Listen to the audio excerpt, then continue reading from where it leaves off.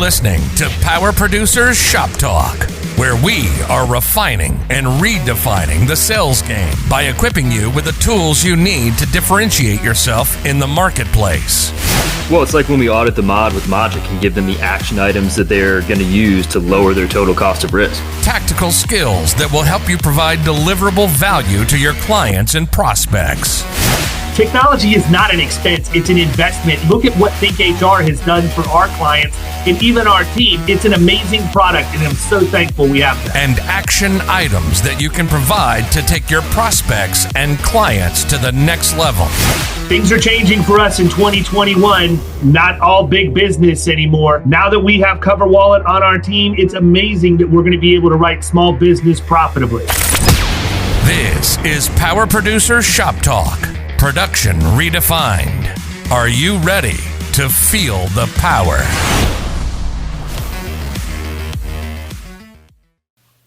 What's up, everybody? Welcome to the Power Producers Podcast, where we are refining and redefining the sales game.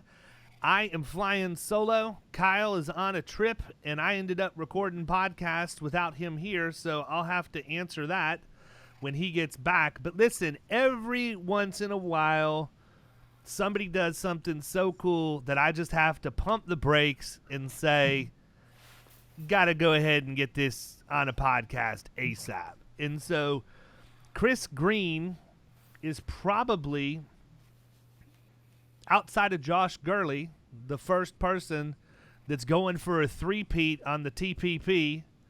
So I'm happy to have him here, but the reason he's here is the reason that I'm happy to have him here. I can talk to Chris anytime, but what I wanted to talk to him about is the brand spanking new Flood Education Center that he has put on his website, Flood Guru.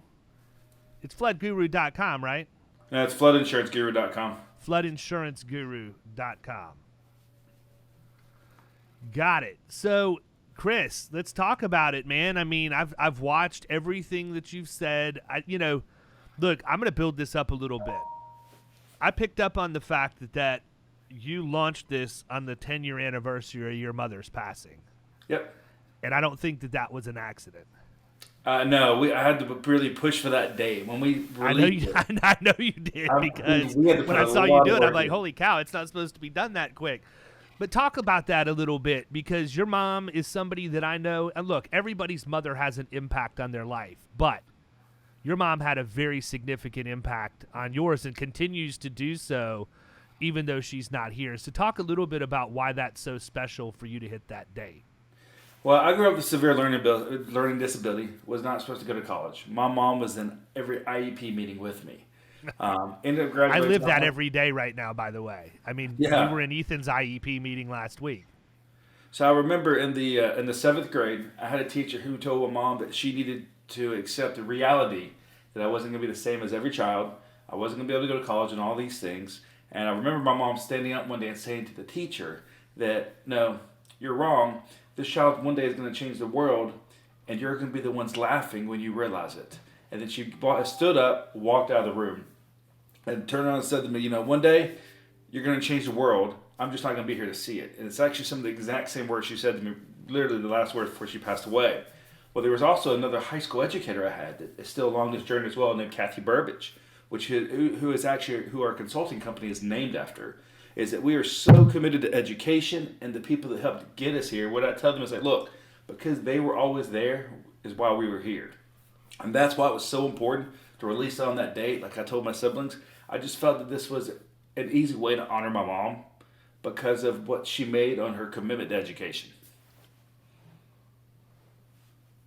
So why the education center, man? I mean, I know the answer to this, by the way. I'm just lobbing up softballs to you. So I want you to talk about why. I mean, because look, people, if you have not been to floodinsuranceguru.com to check this thing out, stop listening to the podcast, hit pause, and go look at it, and you'll understand why it's such a big deal at that point. But Chris, this is not something that you're going to get immediate gratification from, other than it's done.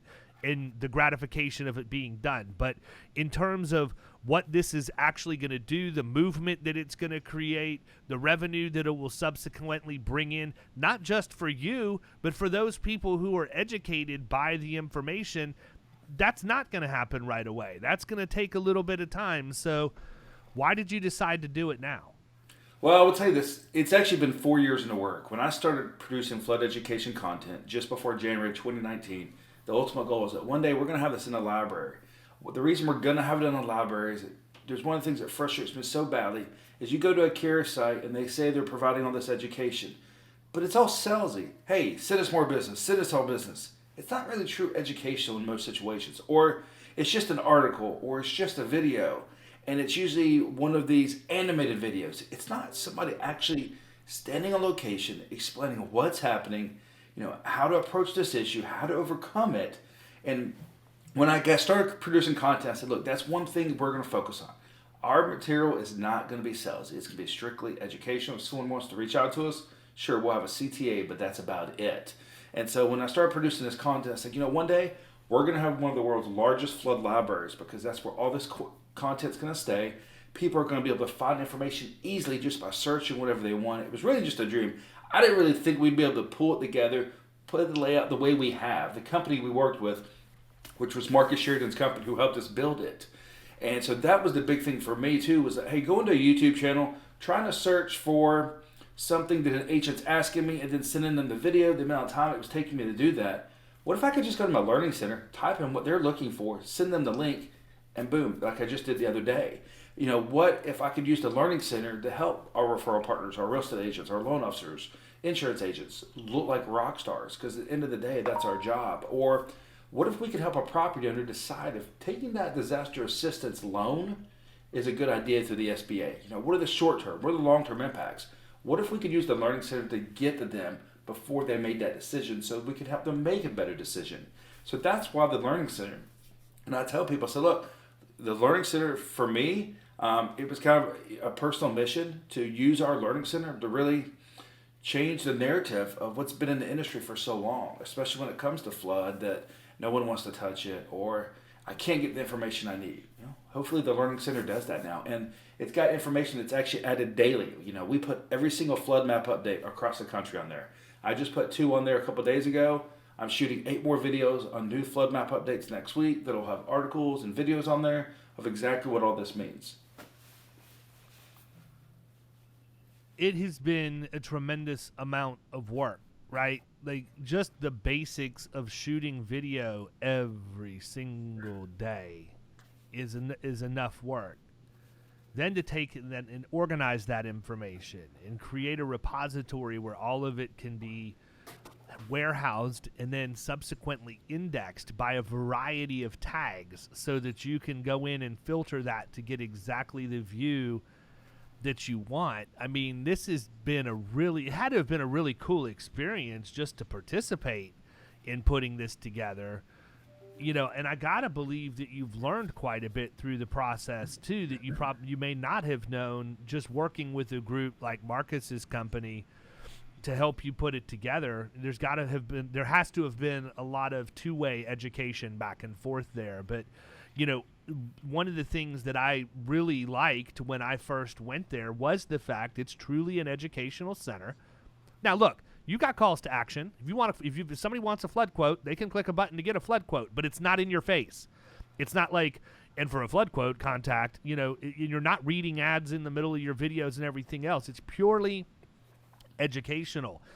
And I think that the fact that you held to the integrity of that process of educating and not selling is why you've seen some immediate results in terms of just page views, right? While the monetary stuff, it'll take a while for all of that to happen.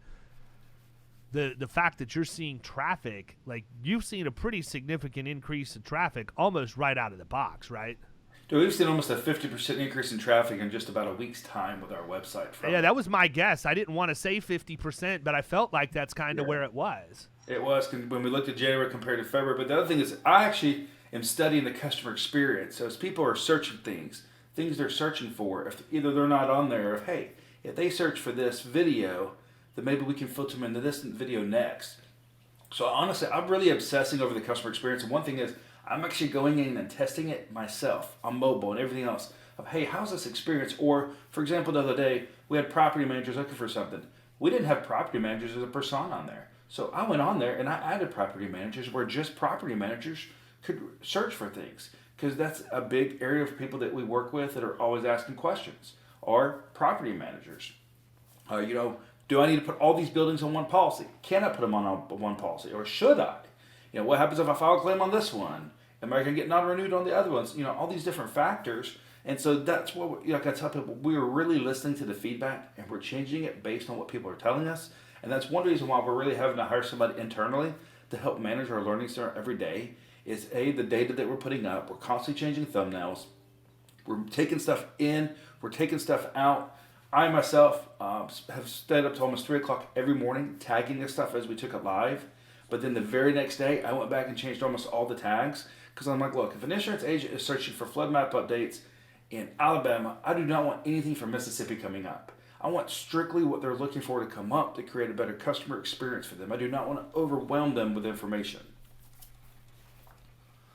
Yeah, so how do you temper that? Just make more videos that are shorter? I mean, honestly, if you're not going to overwhelm them, that would be my solution to it. But how do you figure out what the optimal time is and how much you can give to somebody before it's too much? Well, it's not necessarily time. It's, depending on the filter they're using, making sure that the videos only relate to that filter. I threw a wide net when I first started it, but it was like, I wouldn't do that.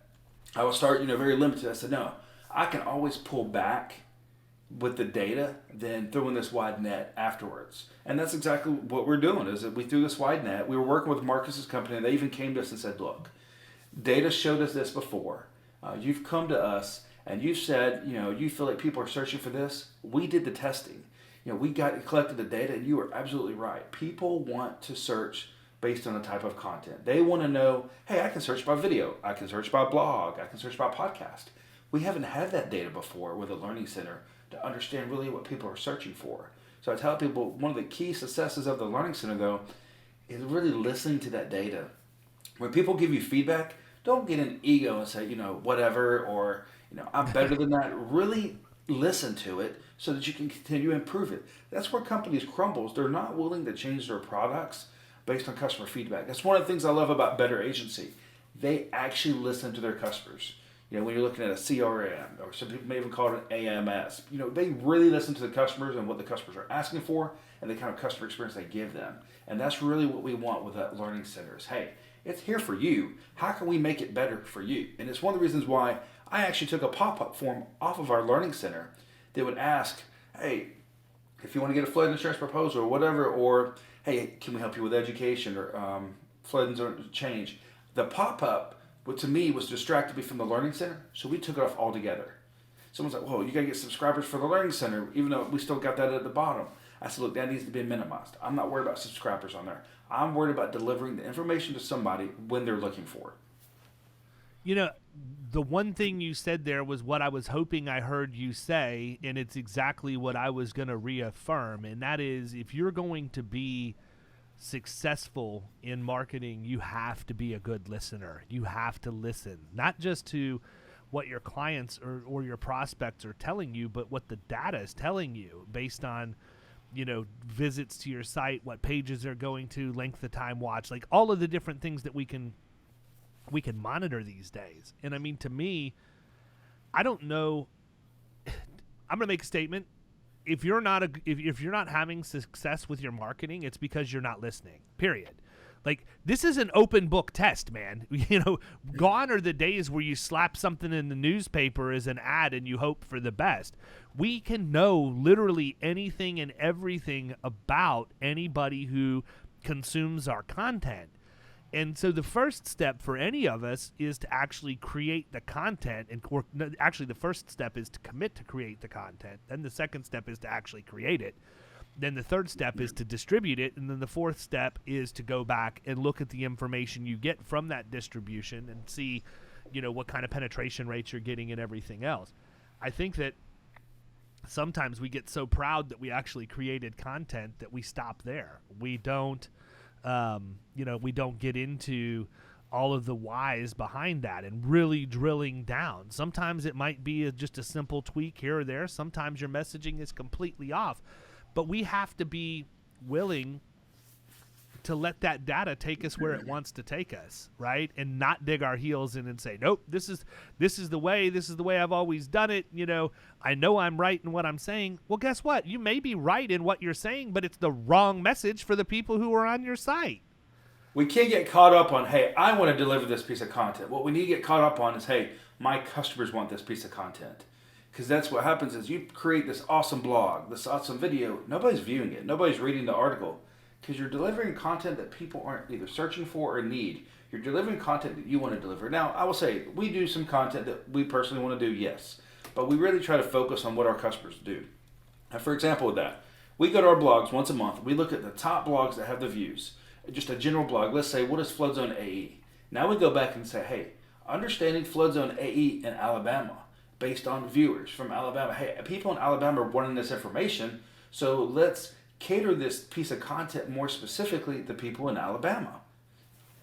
Yeah, and if you have a CRM like HubSpot, which you do, you can also use that for email campaigns too. Now you know that you've got people in a specific state, or you can even get into specific zip codes if you wanted to, and you can craft an email message around that. You can make it to where everybody in Alabama or everybody in that portion of Alabama that's consuming that content, anytime you're putting something else out around that same piece, that same subject, you can get that into their hands, proactively instead of hoping that they go and consume it themselves, right? So there's just so many things you can do. I mean, so many things. Let's say this, though. For example, you've got a captive agent in Georgia with an update to the Learning Center. We don't want to email them updates in Missouri. So we can build a list in the CRM that says, hey, when you have an update to your Learning Center and it's this state, then you know it applies to this list, and you can send that email campaign out where you're only sending information out to them that relates just to what's going on in their area. Absolutely. So talk a little bit about that, man. I mean, when you're looking at the grand scheme of things, how much are you doing proactively versus how much are you relying on the juju that HubSpot puts together? Because, I mean, there's a lot of stuff HubSpot's doing in the background to help you that, you don't always realize. At least I can tell you, I don't always realize how much it's doing in the background. But then all of a sudden, last week we had 10 or 15 inbound leads come in. We did no paid advertising at all. So it's all based off of us getting the right stuff in front of the right people and all of that. But, yeah. I would say I'm using probably about 20% of what we rely on HubSpot. But I'd like to use about 80%, and that's why we're hiring someone internally that all they're doing is learning HubSpot. They're learning CSS, templates, our themes, all these different things to bring all these tools together, making sure SEO is working correctly with our backlinking, all this stuff, and literally just diving into HubSpot and taking advantage of that. Because that's an easy way to increase revenue too, is just making these tweaks. Like last night, I was going through and checking some things on our site. And actually, HubSpot was automatically, checking for different things when we write a blog, making sure it's not duplicate content, so that the different platforms don't penalize you. But those are things they automatically do for you, which is great. Some other automations now is where you can set up reoccurring automations through a operations hubs they've recently developed that I upgraded to. But that reoccurring lets us know, hey, if a phone number is not in the right format, we can run this automation every day at 8 a.m. to correct that phone number to the right format. So when we make calls or text messages, we know the right format's in there. So, I mean, those are some of the kind of things that I'm trying to use HubSpot more for, is correcting that information, formatting data the correct way. Just this week, finally got our phone system into HubSpot the way we want, where all of our text messages, all of our recorded phone calls, everything's right there where everybody can see it. Yeah, that's a huge, huge help, man. I mean, the fact that you can just go to a single spot and have everything that you need about that account right there. I mean, that's why I think all the agencies are so hell-bent on getting the fully integrated CRM AMS solution so they can only go to one tool. But truthfully, outside of downloads, what do I really need an agency management system for? And listen, I'm not saying I'm going to abandon an agency management system. We have Hawksoft in our agency. We've been very happy with Hawksoft. They've always done us right and taken care of us. So, there's no real reason for me to explore that. But at the end of the day, if I were able to have downloads inside of my CRM, I don't know that I'd ever leave it. There's really no reason for me to leave it at that point because the policy data is there. And the way that things are set up right now, it's kind of clunky, man. We operate in HubSpot until the policy's downloaded. Then we operate in Hawksoft after that, except for all of the tasks, all of the tickets and everything originate inside HubSpot because that way we can monitor everything there. So, we solve it by having, 3 or 4 monitors on every desk so that they can have these different tools open and operate inside of whatever they need to for that particular task. But I mean, I bet you, I tell people all the time, if you're only using 20% of what HubSpot can use, I'm probably using 5. People hear my bill, they laugh at me. I said, here's the difference. And I said, I was in your position a few years ago. You're thinking expense. You're not thinking investment. You're not thinking the experience that the system is creating for your employees. For example, customer calls in with a question. Customer emails in with a question. What we really focus on, I call creating a universal customer experience. Whether an employee's been with us 2 weeks or 2 years, I want that customer getting the same answer. And what does that for us is an internal knowledge-based system and what's called playbooks. So they can put the customer's question in their search and all the information comes up and we can respond with the same answer every time. Yeah, I think that's really important, and it must be what Amazon does because... Well, supposedly rumors had it that Amazon's actually looking at purchasing HubSpot. As I said, those are rumors I just heard around, but they're also looking at doing downloads possibly in 2023. In fact, Cindy Rowe and Jason Cass have a bet going on it.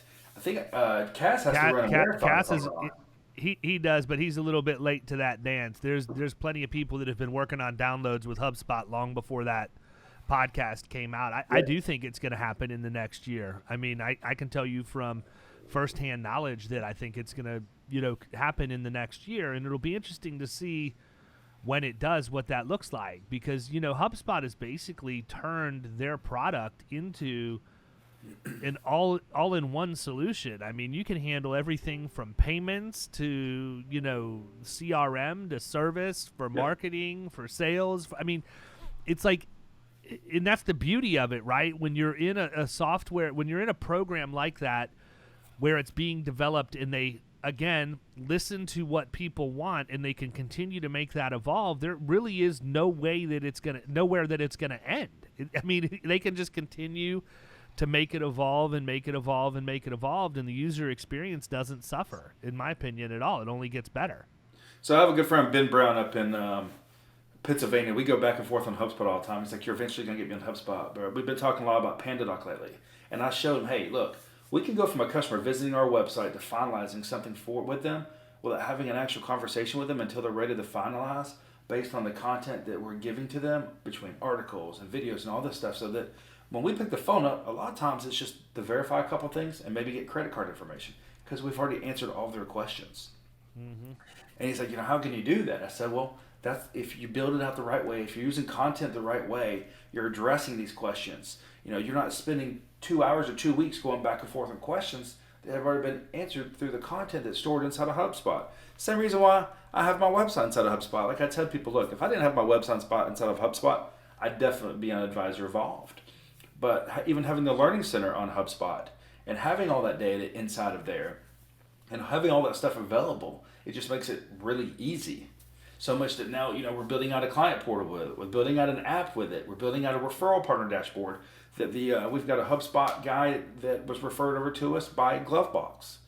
Because Glovebox, like I tell people, if Glovebox helped me, then I'd be in trouble because they'd be broke because there's not enough people like me out there to keep them in business. So they're like, here's my HubSpot developer that hopefully can help you. Yeah, no, and I think that's important too, man. All of us should be out there sharing our resources with each other because in layman's terms, do we really compete? No. There's a handful. There's literally like 5 agencies that I compete with, down here. There's obviously more, but the ones that I see on a regular basis, now I'm probably not going to be as open with what we're doing in the agency, but if they're even remotely motivated, all they have to do is listen to the podcast because we share it all on here anyhow. So I got an email last week from an agent like that. It says, hey, I just want to show you what your competition is doing. I said, they're not our competition. I said, we are education focused first. I said, based on the information you're sending me, is they're just wanting to give you a cheap quote. And I said, if you go to the website, they've got 4 pieces of content. I said, we always will be an educational organization first that owns an insurance agency, that owns a flood mitigation company. I said, no, that's our mindset. But I said, these people aren't competition. If they're doing something to improve the industry, I'm going to put them on a platform and I'm going to show you. Because if we can use those things to make it better for everyone, at the end of the day, everybody wins. Absolutely. So what advice would you give to somebody who's thinking about going down this road? I mean, I'm sure you learned a lot of lessons as you were creating the content and building everything out and all of that. What advice would you give somebody that if they were thinking about putting a learning center on their own website specific to their niche? The big thing is, to me, I would say is go ahead and start with a spreadsheet. We didn't do this till a few years down the road. On that spreadsheet, answer the main questions of who, what, when, how, where. Simply with your content, and then put a checkbox for maybe blog, article, video, and you know which forms you're doing. And so when you go back to produce more content, you can go to that spreadsheet and know what you've produced content on. Even put the publish date on there. Those things are pretty easy when you put a CRM like Hubspot. You can actually export all of that content you've put in there and then have your team do that. And so that's what our team's doing right now. The other thing I didn't realize in this learning center is the amount of information that we would have to tag. I would have done way from the beginning. With a learning center, I think it'd be cheaper to have a learning center up and running 3 years ago than it would have now. Not necessarily the cost of buying the template of getting all that up, but the time. You know, working until 3 a.m. every night, tagging 5,000 pieces of content. Now that when the learning center is live and we put a piece of content up down there, I can tag it, I can have it published and everything on the learning center in less than 5 minutes. But also listening to your customers, what they're asking you, writing those questions down. Like you say, keep a notepad next to everyone's desk. And then they put it maybe in Google Sheets every week, their questions. And then you go back and you're delivering content to people based on things they're already asking. Yeah, you know, I think the other thing too is honestly focus on quality over quantity. If you're just starting out and you have a blank canvas to work with, when you put together a blog post, make that the best blog post that you can put together with the best video that you can create.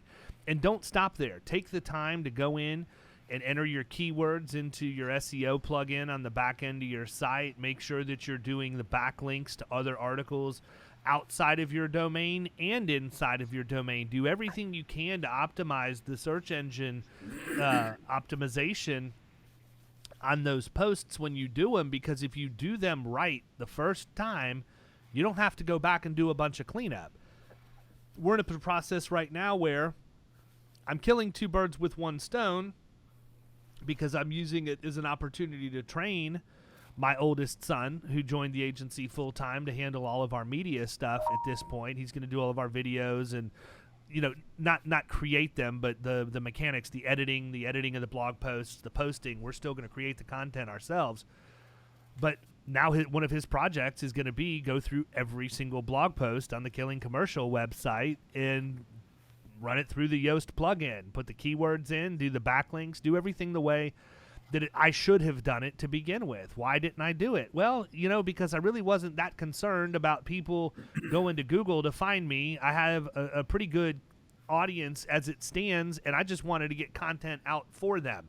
Well, now I'm at a life cycle in that part of my business dealings that it wouldn't hurt me too bad to have some people from Google come that are looking for, you know, commercial insurance training or whatever else. What I should have done was spend the extra 2 minutes. You know, I wrote a frickin' book about it and didn't even do it myself when it comes to the blog post. But, you know, if I'd have just taken the extra time right there and just made sure that was buttoned up, I wouldn't be going back and having to do it now.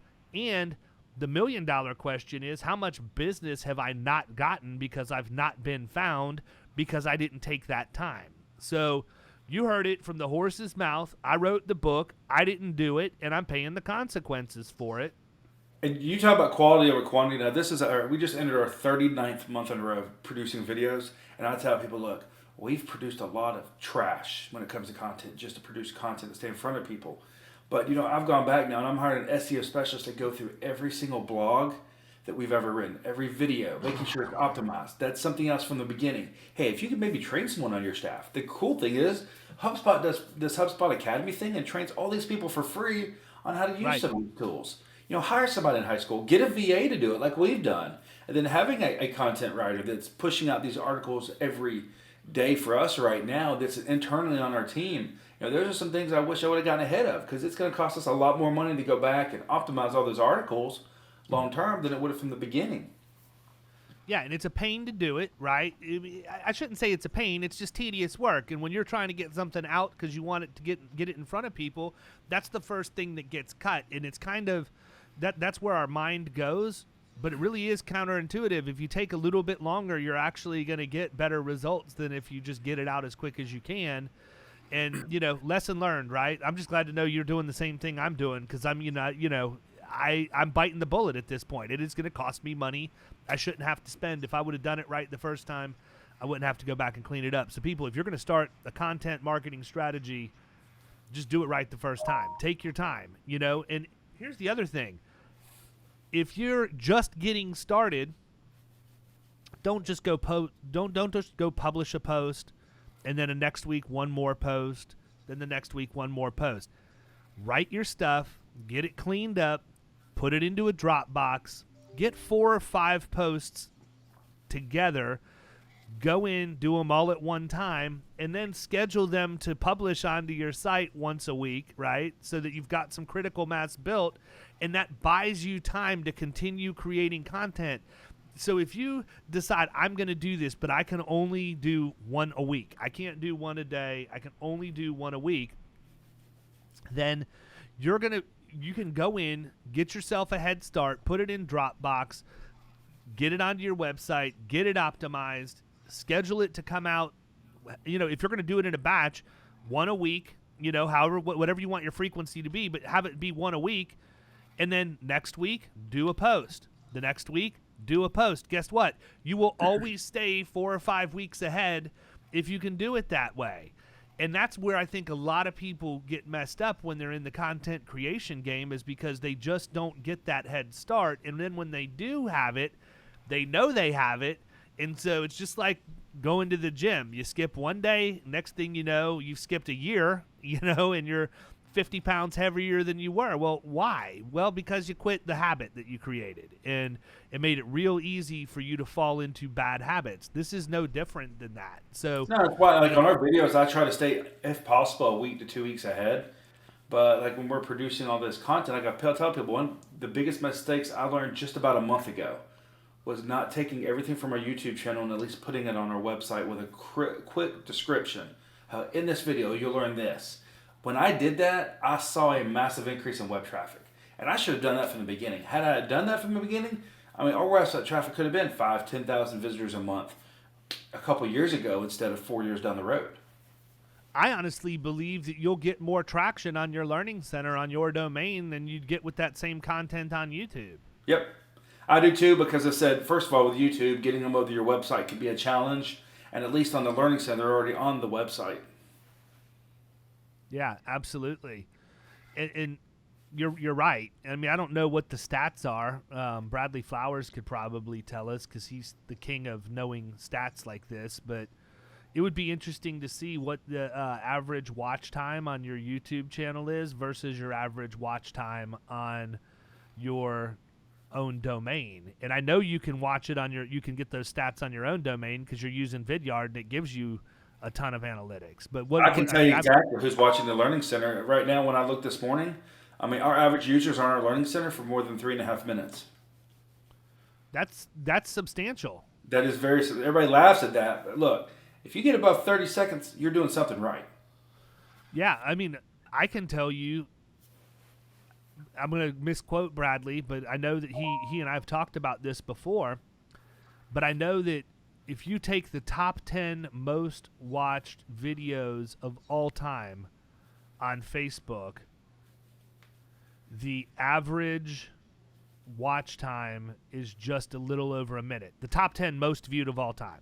Mm-hmm. If you take every video that's ever been posted to Facebook, it's under 7 seconds. Okay? So if you're getting 3.5 minutes, that's really meaty watch time. Like, that's somebody watching an entire video from beginning to end, or maybe even 2, depending on the length of them. Yeah, because all of our videos are 2 to 2.5 minutes. Everyone's like, well, why didn't you make them longer in the Learning Center? I said, because I still wanted to make them quick and short. And if you want to watch 10 of them, we can even throw them into a course for you.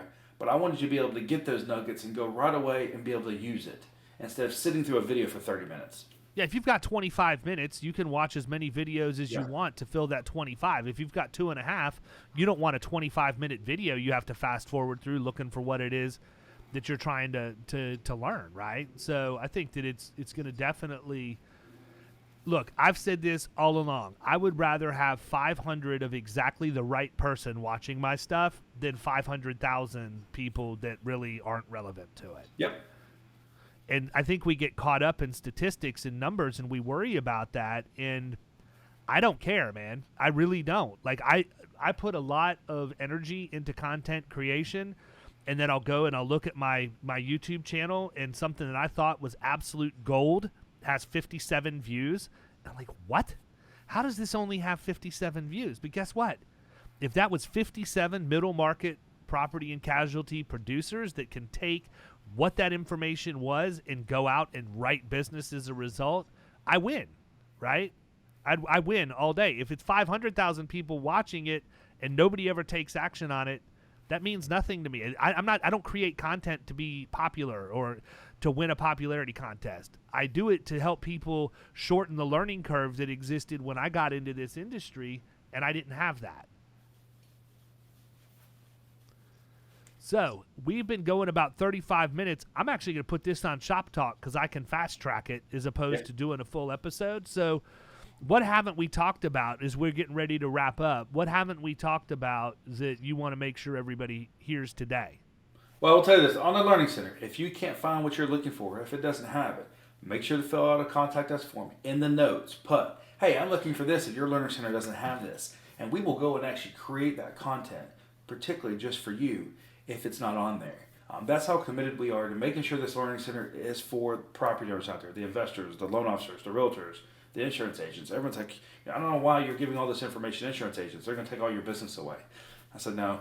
I said, if we can make them better at offering flood, it's a win-win for everybody. If we can help them handle 90% of the small things maybe we help them with now, it's a win-win for them. And maybe we just help them handle that 10%. Yep. Good deal. Well, tell them where to find it, man. Floodinsuranceguru.com. Is it the Flood Insurance Guru or Flood Insurance? Floodinsuranceguru.com/learning center. You can go there. You can learn. You can request a quote. You can send people there to learn and request a quote. Whatever you want to do. But I can tell you, you're an agent. You can even fill out an agent program form on there, and I'll personally get in touch with you. And talk to them just real quick. You're building something else out around that whole end of it, right? I am. I said, we've done this agent program. I won't call it an NGA. I won't really call it a wholesaler. It's more about taking the exposure off the agent, just like we're trying to help the property owner minimize the exposure. So, yeah, we handle the flood for them, but they're getting paid that commission on new business renewal. We're taking the E&O exposure. We're really trying to take any kind of exposure off of them, but we're also still trying to make sure the knowledge is in their hands. And so that's what we do through our agent program, where they're getting paid a new business commission, a renewal, but now we're building out a referral partner dashboard through Hubspot, where they'll be able to see every single deal they've ever submitted, commissions paid out, where all those deals are at, important documents maybe for their agency, or maybe they're trying to grab something for a customer. They'll be able to grab it off the portal. So that's kind of on our roadmap next for building that out. But you can make sure to fill that form out. As I said, we work with about 300 to 500 agents now across the country on making them just like a rock star to their referral partners. Good deal. People, floodinsuranceguru.com. Check it out. Make yourself and your team better. Put more money in your pocket and less worry in your brain. Everybody have a great weekend. See ya.